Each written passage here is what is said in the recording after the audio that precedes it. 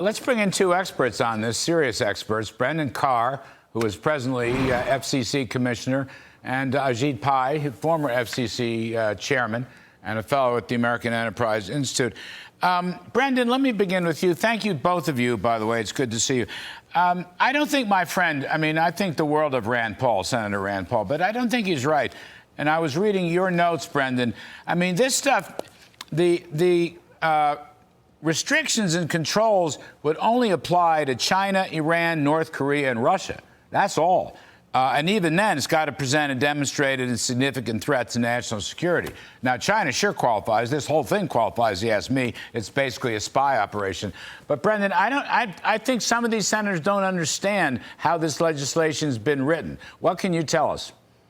Yeah, thanks so much. Look, Senator Paul has been so good on so many matters of individual liberty, but this particular bill, as you noted, is decisively different. It, one, only applies if you are controlled by a foreign adversary country, which is specifically defined as Russia, China, North Korea, Iran. And only then, as if that's not enough, you have to be a national security threat in addition to being controlled by that. So this has nothing to do with surveillance or free speech or anything. It's about a clear and present danger that TikTok presents because it's beholden to the CCP. Behavioral remedies trying to wall off U.S. user data don't work here. TikTok tried to do that and they failed, not because they're necessarily bad people, but because they're beholden to the CCP. So any other reforms we want, whether it's data flow or privacy, will only work once you break that link back to the CCP. And really, this picks up on what you did in the White House and what Chairman Pai did on Huawei and ZTE. This is a natural follow-on to the work that the two of you have done. Right. Well, you're very kind. Ajit, I think there is a Huawei feel to this. But let me ask you, there's two other issues that Brendan laid out, besides Brendan laid out. One of them is the issue of the so-called TikTok algorithm, okay? Whether that thing can be seized, changed, modified. Because, we looked at this years ago, and a lot of people said, yeah, even if it's sold, somehow China's still going to have their claws into what plays on TikTok, the algorithm. The other point is buying TikTok. Now, you're sort of I know you're flirting with the investment banking business, Ajit Pai. You think somebody's going to buy TikTok?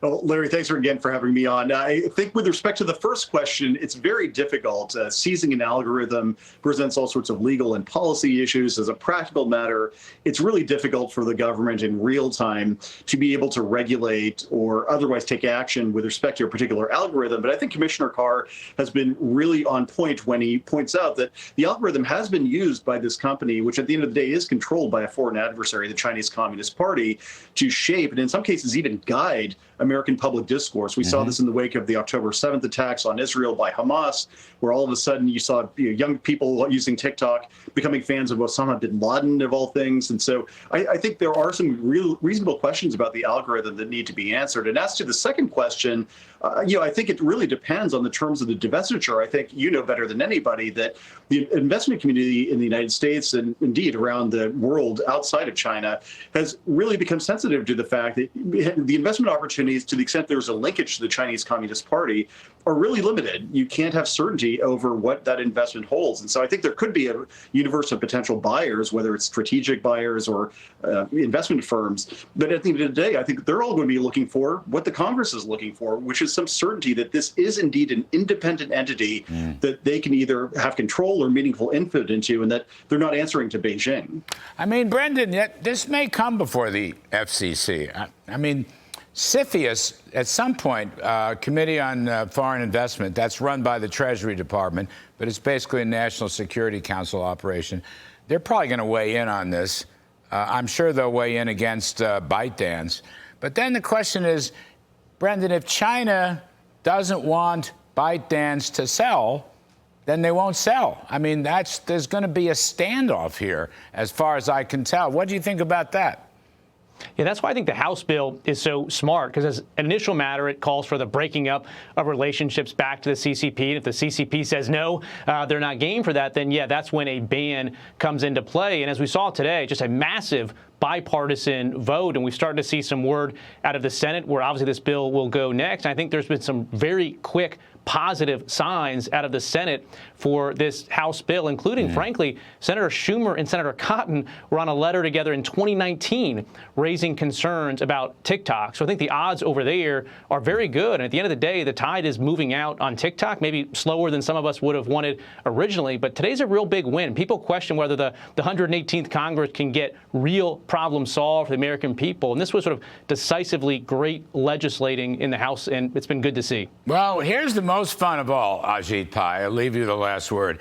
President Biden says, let's get it done, and he'll sign the legislation. So we're going to be rooting for Joe Biden on this one. Give you the last word.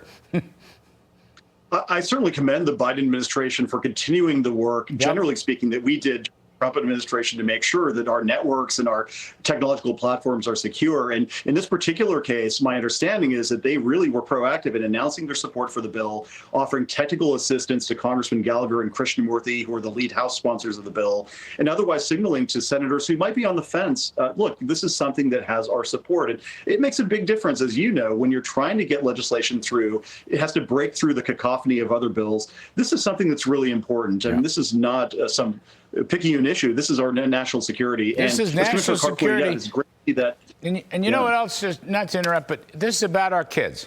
I mean, they're putting in terrible messages for kids. We don't have time to go through all of it, but they're bending our kids in the complete wrong direction. It's very subversive. Anyway, you two are both really smart, and thank you for coming on. Brendan Carr and Ajit Pai, thank you both.